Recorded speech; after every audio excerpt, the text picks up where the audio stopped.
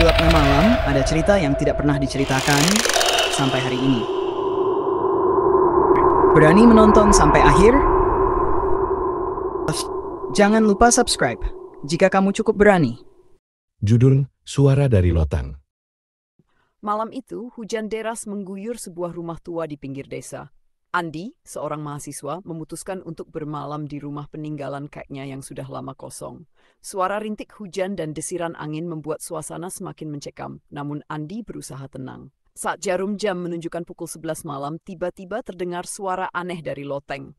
Krek, krek, seperti suara kayu dipijak. Andi mencoba mengabaikannya, berpikir itu hanya tikus. Namun, suara itu semakin keras dan terdengar seperti langkah kaki. Rasa penasaran mengalahkan rasa takutnya. Dengan membawa senter, Andi menaiki tangga kayu yang menuju loteng. Setiap langkahnya diiringi suara derak tangga tua, membuat bulu kuduknya meremang. Ketika sampai di atas, ia menyinari ruangan gelap dengan senternya. Loteng itu penuh debu dan sarang laba-laba. Tidak ada yang aneh, hanya barang-barang tua seperti koper, kursi goyang, dan cermin besar yang pecah di salah satu sudut. Namun, tiba-tiba terdengar suara berbisik. Kamu tidak harusnya di sini. Andi terkejut. Senter di tangannya bergetar. Ia memutar tubuhnya, mencoba mencari asal suara itu.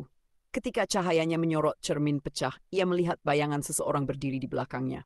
Andi menoleh, tapi tidak ada siapapun di sana.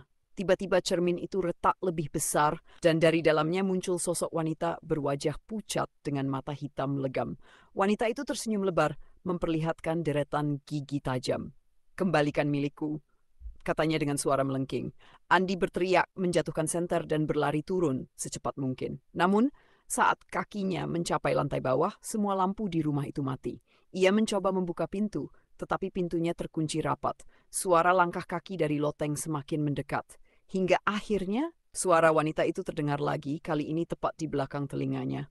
Kamu tidak akan pernah keluar. Pagi harinya, penduduk desa menemukan rumah itu kosong. Andi tidak pernah terlihat lagi kecuali ada sebuah cermin tua yang kini berdiri di ruang tamu. Jika diperhatikan dengan seksama, ada bayangan seorang pria yang terus mengetuk dari dalam cermin itu. Andi berdiri gemetar, pintu terkunci, dan suara langkah dari loteng semakin mendekat.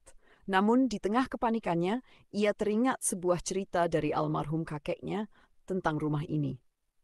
Konon, di loteng rumah itu ada seorang wanita yang pernah dipenjara secara tidak adil karena dianggap mencuri. Ia meninggal dengan membawa dendam dan arwahnya menghantui rumah ini, menunggu seseorang membebaskan jiwanya.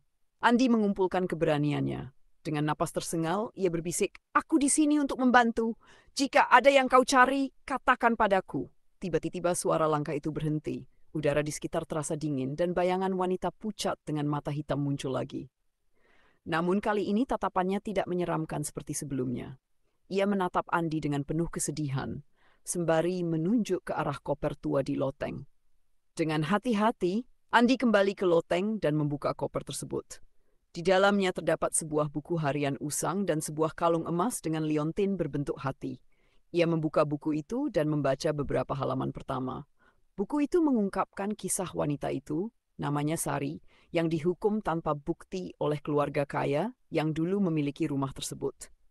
Kalung itu adalah satu-satunya harta miliknya dan ia ingin dikembalikan ke keluarganya. Andi berjanji dalam hati untuk memenuhi keinginan Sari. Ketika ia mengatakan janji itu dengan lantang, wanita itu tersenyum tipis.